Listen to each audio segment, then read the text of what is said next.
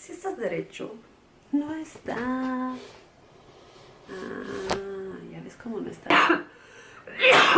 Sigo bien pinche enferma. Ok. Hola personas de la internet, bienvenidos a mi canal. En este segundo episodio los voy a llevar conmigo a ver una de las cascadas de las cientos de cascadas que hay en Bali. Porque en Bali hay muchas cascadas que ver.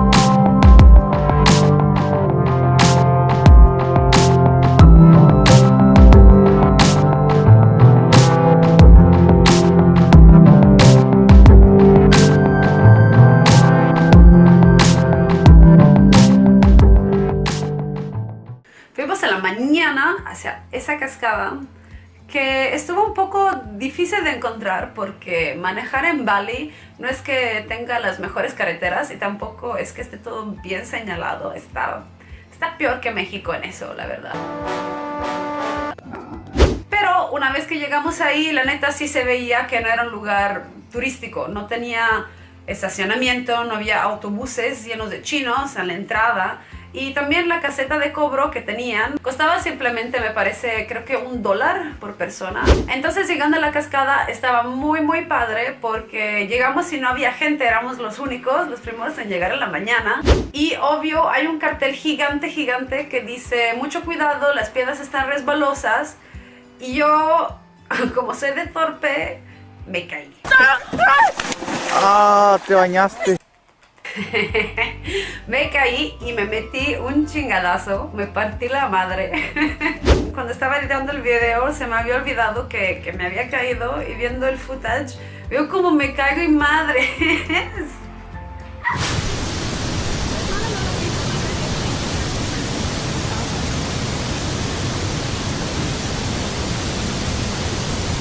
It's my fault.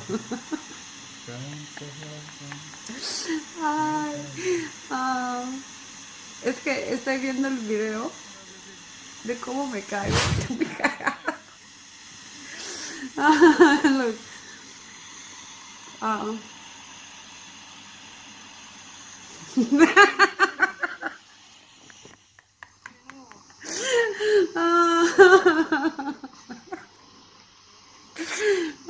my god, it's so funny.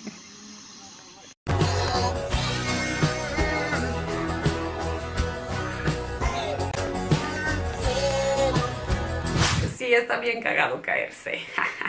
Después de recuperarme de mi trancazo, bajamos las escaleras con mucho cuidado y llegamos a la orilla del río abajo de la cascada. Queríamos subirnos como para sentarnos en las rocas para tomar un poco de ese hidromasaje natural que la naturaleza nos estaba ofreciendo ahí. Justo cuando nos íbamos a meter, pues un local se nos acercó. Y ya sabía que nos iban a ofrecer un tour o que nos iban a ofrecer comida, nos iban a ofrecer no sé qué madre nos iban a ofrecer porque a huevo nos tenían que venir a hacer hustle. Pásele, pásele, 2 por 1. Estamos de barata hoy. Venga, pásele, pásele. No, eso no se hace, eso como que me hace odiarte todavía más. Pero mi novio, que es mucho más paciente con las personas, se puso a platicar con ese señor y bueno, nos empezó a comentar que cerca de ahí se encontraba un lugar que tenía como... Cuando le pregunté que cuánto costaba, pues muy directo sí me dijo, mira, no cuesta nada. Lo que tú me quieras dar, yo los llevo y pues depende de cuánto les gustó, lo que ustedes traigan, lo que me quieran ofrecer, pues ya eso. Entonces me miré con mi novio y dije, pues eso está más chido que vengan y te digan, mira, no tiene un precio fijo, tú pagas lo que sientes, lo que valoras que cuesta, ¿no? En vez de que te estén chingando. Y entonces...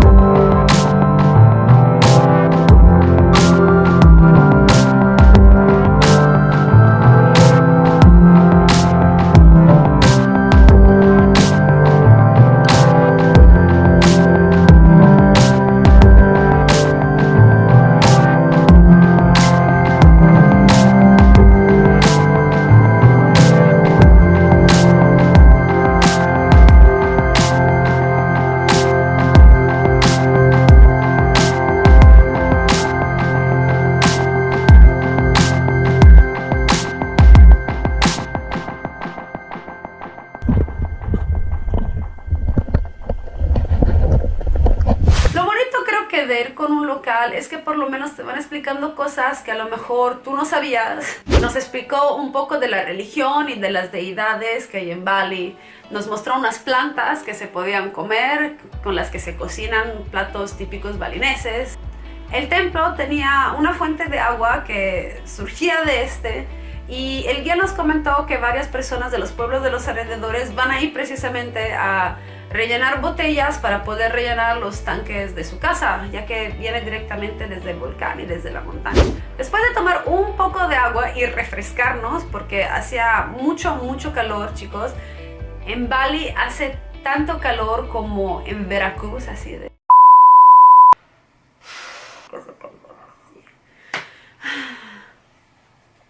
Y ahí fue donde empezó la parte ardua de este tour, porque en el tour, aparte de llevarnos como a esta cascada donde estaba el swing, nos había ofrecido llevarnos a ver unos campos de arrozales.